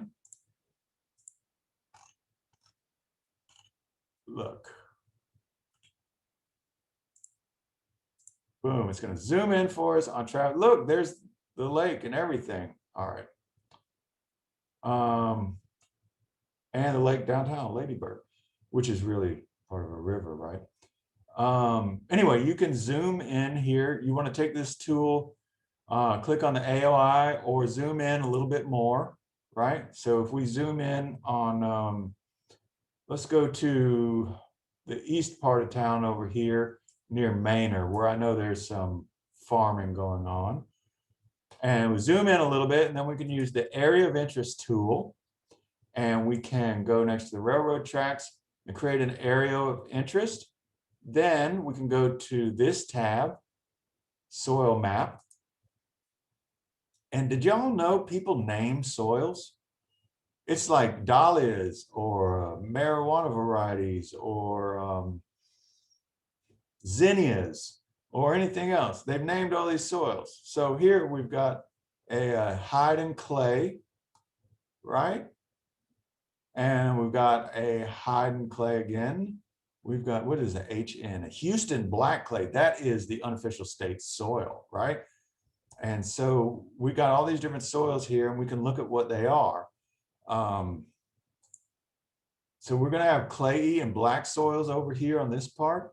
And so look, we can find all this kind of stuff on it right there. We can go into Soil Data Explorer, and we can find out about wildlife management here. What lives here? Burrowing animals and reptiles. So then we can go to, look, we don't have time to go over all the details of this. I know I'm just sort of rambling through this, but I want you to know that this is a resource. You can find your own yard, your own pasture, whatever. You're gonna go to your mom's house on this thing if you want. And you can find a detailed description, view description, and find more information here. All right, view rating, and we can find out about the soils in this thing and whether they're going to have burrowing animals or not, right? These are all too clayey for burrowing animals. Woo, big surprise. Okay, but you can find things about soil health here and land management. And then if you wanted range land, that kind of things, you can find out more about it. And then what kind of vegetative things we can have. So you're going to find a lot of natives in the range production. So if we wanted to do that, we could view the rating and look at the native plants that are likely to grow here, okay? And so examine that on your own. And then let me go now, before I get into this cover crop website, and start addressing questions. So Daphne, I believe we were gonna have a little, you were gonna handle this for us, right? Yes, thanks, Jake. As always, I learned a lot from you. So we'll deal with some of these questions now. And something that I've noticed is a lot of them are on a similar topic. So we're going to kind of combine some. And one of the main ones I'm seeing here is about clay soil and how to handle it. For example, how do we loosen up a clay soil? And is one big theme. And then also, why are gardeners told not to add sand to heavy clay soil? Okay, so let's talk about lightening up heavy clay soils. Let me start by reiterating my position that soil is a natural resource. And so it is what it is, okay? We're naturally blessed with whatever we have, and we want to work with it rather than against it. That's one way of explaining this. The other thing is that if you have an acre of soil, understand that's 2 million pounds of soil on the top 6 inches. All right. So if you wanted to push the percentage of that to a place where you had 1 less percent clay and 1 more percent sand, in other words, lightening up, you would need 1 ton of sand to shift that percentage 1, okay? So if you have, no, I'm sorry. I need 2 million, not 200,000. You would need, excuse me, 10 tons of sand to move that soil 1%. So not only do we need to respect the soil as a natural resource, but it is impractical to alter it this way. Now, let's say you don't have an acre, you have a small area. You could add sand, but you'd have to really, really till it in and mix it well, okay? Otherwise, what you wind up with is 2 different layers of soil. The other thing you can use is expanded shale. These things start to get really expensive really fast, the larger the area you're trying to address.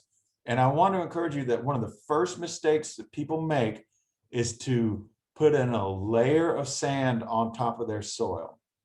And it's so hard for people to intuitively get this, but when you have a layer of one type of soil on top of another, you're just going to take my word for it because we don't have time to really go into this. I've created a YouTube video. I will post it online, okay? But it's really fascinating where you can see water moving through a sand to a clay, right? And then as soon as the water hits that clay layer, it doesn't move, okay? It starts to really slow down. So what you wind up with is a saturated 4 inches of sand on top, and now your roots won't grow in that at all. Okay, because there's no air, as I said at the very beginning of this presentation. If you were to put clay on top of sand, you would have the same thing. I know it's intuitively hard to get, but that water would move through the clay faster than it would move across the clay to sand barrier. So it's so weird that it works both ways, whatever direction you have your sand and clay going. So the only thing I'm saying, if you can thoroughly mix a sand with a clay, and you'll be okay, all right? But it's when you have these abrupt changes in texture, that's when water doesn't move.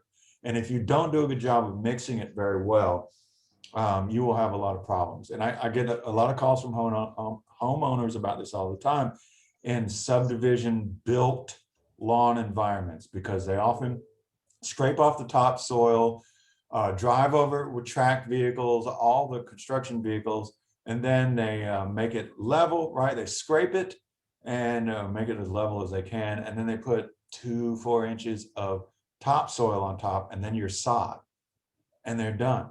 No root is ever going to grow into that compacted layer where they scraped it. It's never going to happen. So we need to change the way we build lawns. If we can't convince people monoculture is not the first thing we should be thinking, we should at least change the way we build lawns in this state and in this country. So that, I don't know if that answers your question about it. There are ways to lighten up soil. They're very expensive, and you need to make sure everything's mixed in well, thoroughly mixed in well. Otherwise, you're going to wind up with water problems that just make things worse. Well, I see that happen all the time as well, Jake, and we get a lot of calls on it. And people will not only just bring in, new soil or when their home is built, but they'll build raised beds and completely fill them with either organic matter completely, which is an issue, or a mixture of organic matter and soil. And they don't mix that up. They just plop it in a big bed and then put some seedlings in it and then wonder why they don't grow. It's because it hasn't been mixed properly. It hasn't been aged. Water hasn't become a part of that living organism there. And there are no microbes in it as well. But the mixing of the soil that you described is very important. And once you get an area planted, like in a landscape, you can't mix it after that. So incorporation is key. And if you can't incorporate, you can't just add to the top because it creates layers. So that leads to another question that we've got here, which is on caliche. We have a lot of caliche in our area. So where would you place caliche on the soil texture pyramid? I'll let you answer that about the soil texture pyramid. I call caliche a the bottom of the soil development profile. It's I didn't go through horizons here today, but soil will normally be arranged like a parfait. If you see a road cut or somebody digging for a septic tank, take a minute to look at the layers of soil. And so typically you'll have topsoil, which we call an A horizon, then you'll have a B horizon. And if the soil formed from the bottom up, in other words, the rock just broke down and got smaller and smaller on the top from cold water, organisms breaking it down, then you'll see that the A horizon is very similar to the B. But you may also have soils formed from water flooding, depositing sediment on top, or wind blowing soil over on top of another one. So there's a lot of ways it can be formed, right?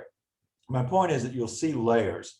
The top is the A horizon, the B is usually the next horizon, and the C is the horizon below that. So the A is the topsoil, the most fertile, the most roots, the most organic matter, because it's the most interaction with the atmosphere and the living organisms. The B is usually similar to the A unless they were deposited in some other way, and less developed, but still you'll see roots in it. The C horizon is somewhere between rocks breaking down and a fully formed mature soil. Caliche, if it's 14 inches or 4 feet below the topsoil, you almost will never see a root growing in it. So it's the classic C horizon in Texas. And it's basically somewhere between bedrock or regolith and a developed soil. So it's that sort of infancy stage. And it's very clayey and it's very alkaline in this state, so it makes a good road bed. It is not a very fertile medium for growing plants in. Unfortunately, a lot of people do have it. And certain things will do okay in it, and certain things are just gonna not grow at all in it. So that's where I'd put caliche. It's a infant soil. And if it's buried 4 feet down, you got no problems. If it's on your farm road, you got no problems. If it's your yard, I don't know what to say. Yeah, that's exactly kind of what I think about it. We've got a question on fulvic acid and humic products. So just in general here in Austin, we get a lot of recommendations for things that I would say maybe are off label or don't have a label. So you can't call them a fertilizer. As you know, legally to be a fertilizer, it has to have those 3 numbers on it, whether they're zeros or not. So we've got these products that are marketed a lot in Austin and everywhere really, but is there any research behind using humic acid or fulvic acid products in lawns, landscapes, vegetables, wherever? Yeah, so my advice is that I think if you're low in organic matter, you should add some. And I touched on this earlier that humic acid, humic materials, fulvic acid naturally form in soils. They're part of the humic materials that are just this amorphous stuff. It's not any particular molecule, okay? It's a collection of amorphous, very complex, hard to describe molecules that change, okay? But what they all have in common is they're very stable forms of organic matter.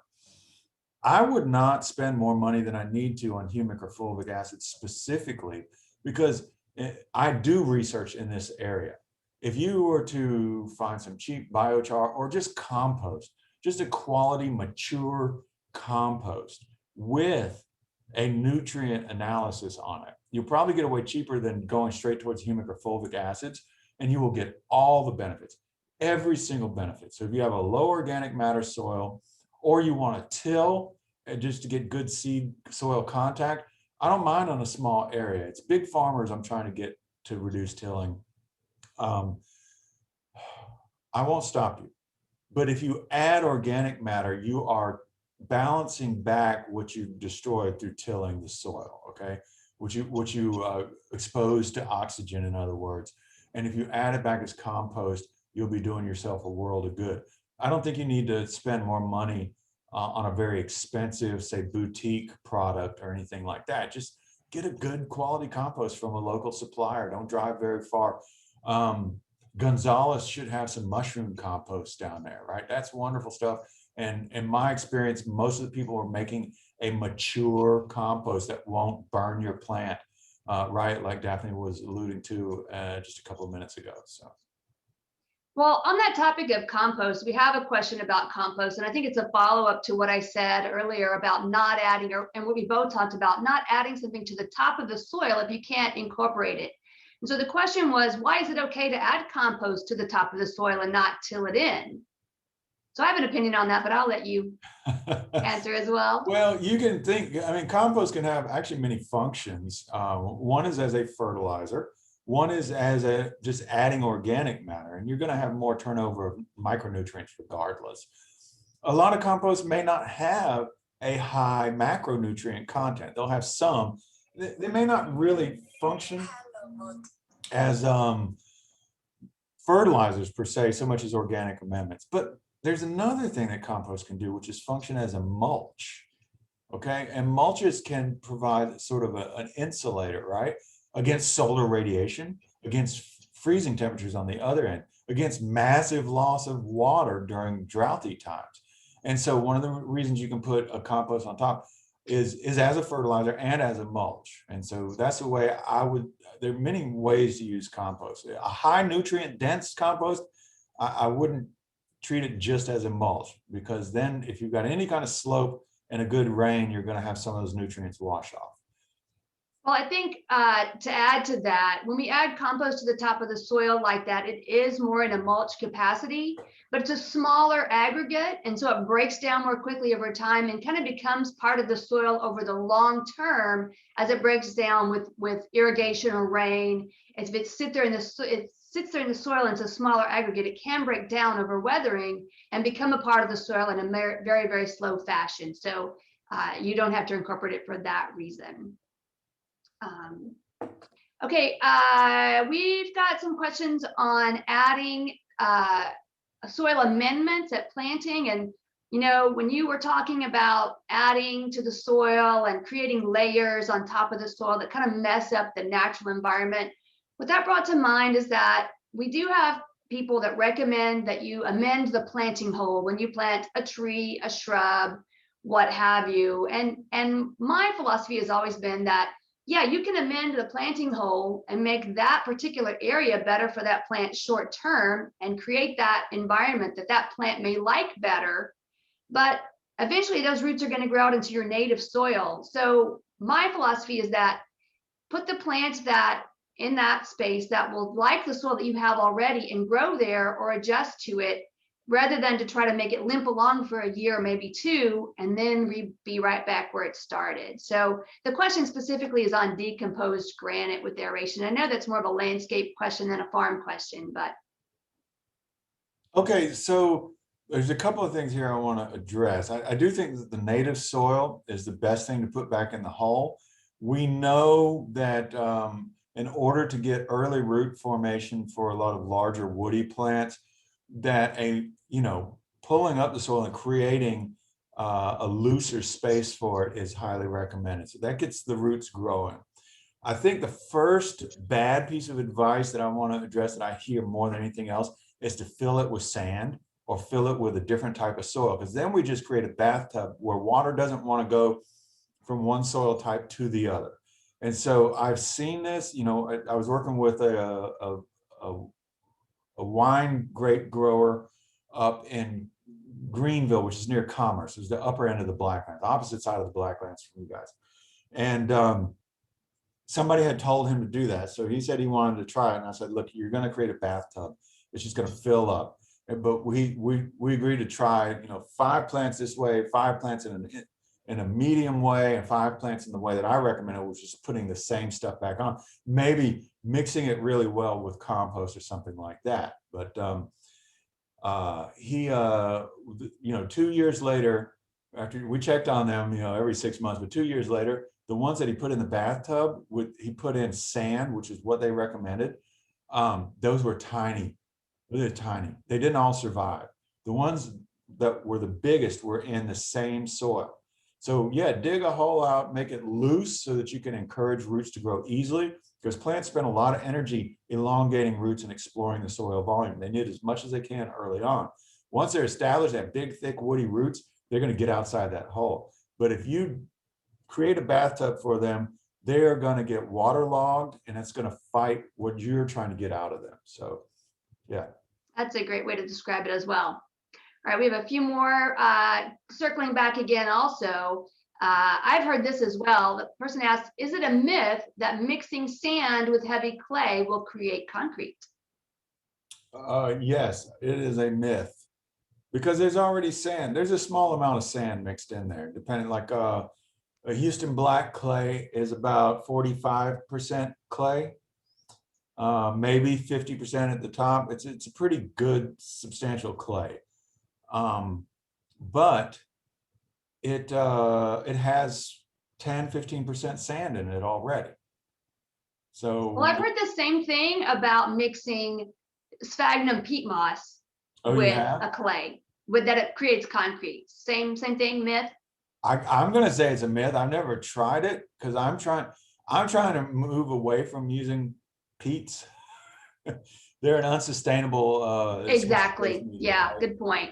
Couple more questions and we're going to get back to cover crops. So what's the best balance between soil compaction and stable organic matter? So we talk about no-till, and you talked about how that doesn't really apply as much to smaller acreage or smaller properties as it does larger acreage, but soil compaction, stable organic matter.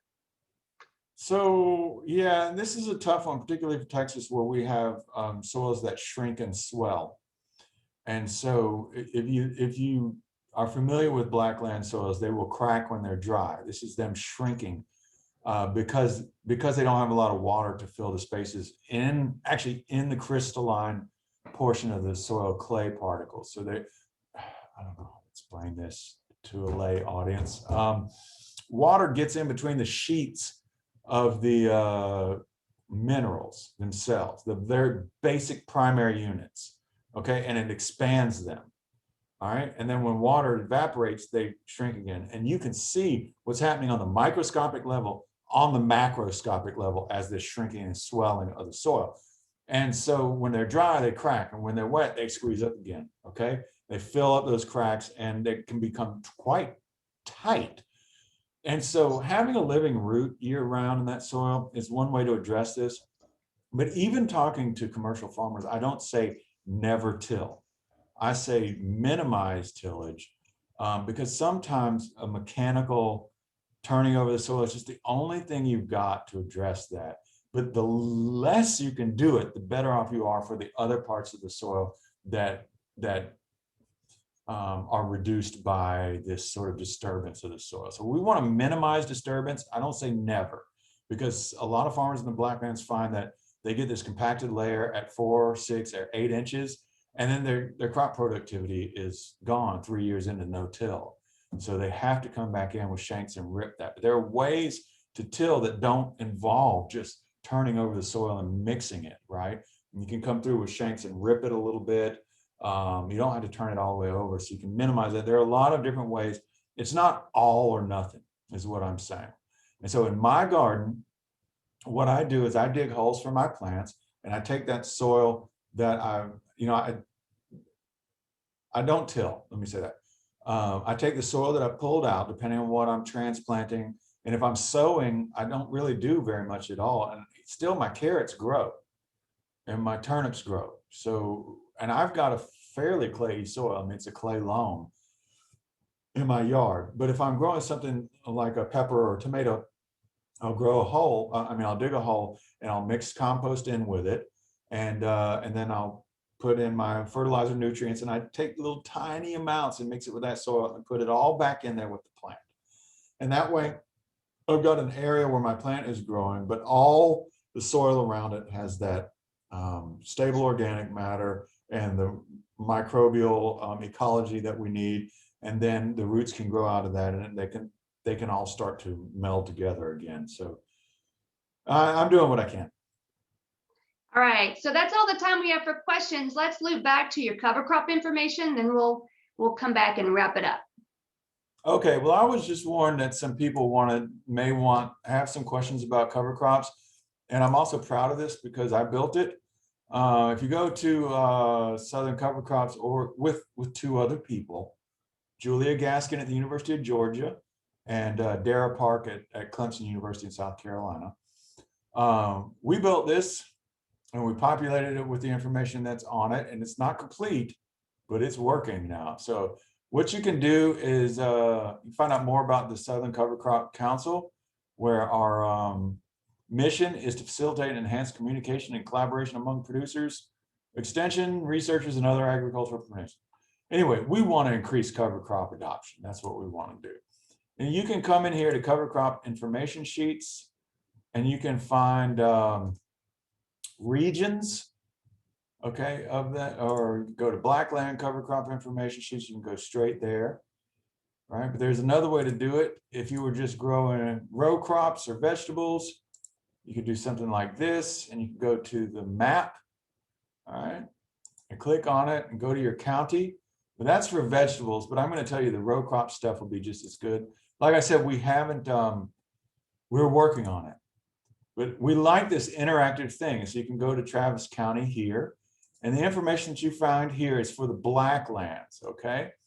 But if you have a black soil, you can use these sheets, and we have spring or summer planted cover crops, and we have small winter planted cover crops, right? And this is what we recommend out there, and the pros and cons of each one. So here, let's go to buckwheat in the summer. So let's say you're growing broccoli all winter and then you want to have something on it in the summer.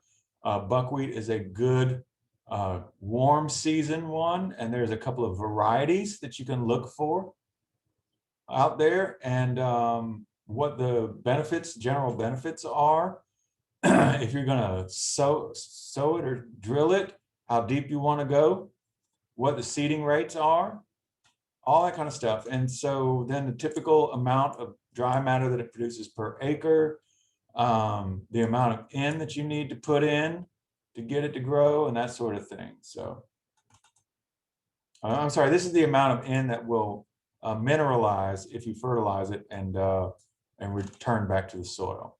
So anyway, we have these kind of cover crop sheets for many things. And then we have more fact sheets coming out on cover crops because Texas is a little behind on cover crop information, and it's specific to Texas. And so look for a lot of that coming out if you're a cover crop fan. Ooh, there's a good question. All right, I'm not looking at questions anymore, so hop right on it. But let's wrap it up after that one. Go ahead.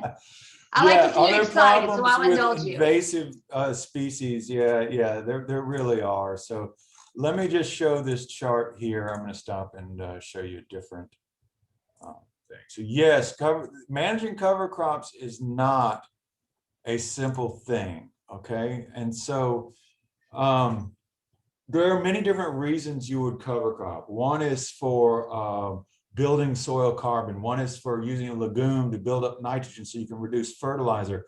One is to address compaction issues with strong roots that will worry the soil on their own. Pollinator habitats. I mean, just what do you want to get out of a cover crop, or what are you trying to achieve would be a reason to use it. And so here's a chart that we have, and I can pass this along later to Daphne and Cheryl after the fact. But one of our grad students put this together 2 years, and one of the sites that he developed this on was at Thrall, which is just east of Taylor, which is, if you are in Travis County, you should know where Taylor is. It's just around the bend from Georgetown. Anyway, that's all blackland areas, and we can see that if you want to avoid taking too much water out of the ground, that cowpea or buckwheat are very good for summer covers. But biomass is going to be things like sorghum Sudan, but it takes a lot of water, right? So you can sort of balance out these things. Somebody's calling me. I need to get rid of that. I already got rid of it. Twice. Weed suppression. If you want to keep weeds down in the summer, you can see there's a column for that. And then we have ease of establishment. And so you can put all these together and figure out which is the right one for you. And, you know, here's what buckwheat looks like about halfway through the season, pretty white flower, not a lot of biomass. For winter, I don't really recommend the clovers because they don't finish until May. Okay, so if you want something in the for a legume, use a winter pea.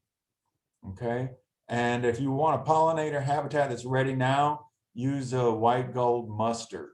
And then here's what turnips and radishes look like out there. And if you can grow a cover crop that you can eat, so why not? All right, that's what a bunch of winter peas looks like there. All right. But Thanks, yeah, Dr. I'm sorry, Mowrer. I didn't really address the question. You can have problems with the wrong cover crop. Don't use hairy veg.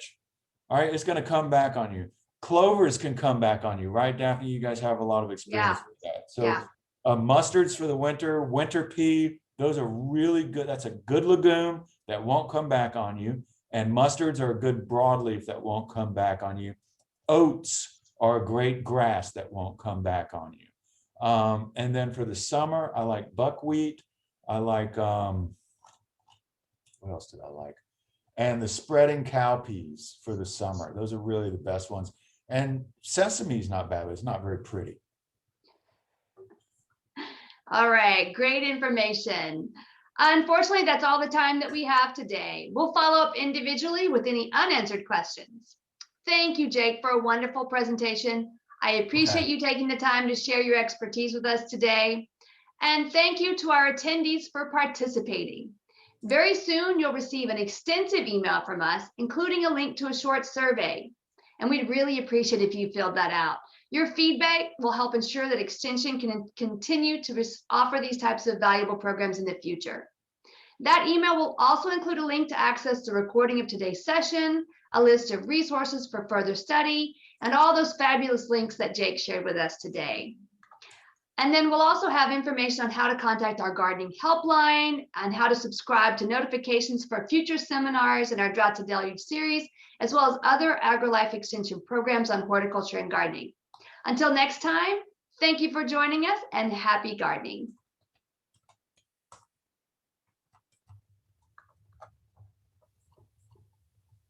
All right. Very good.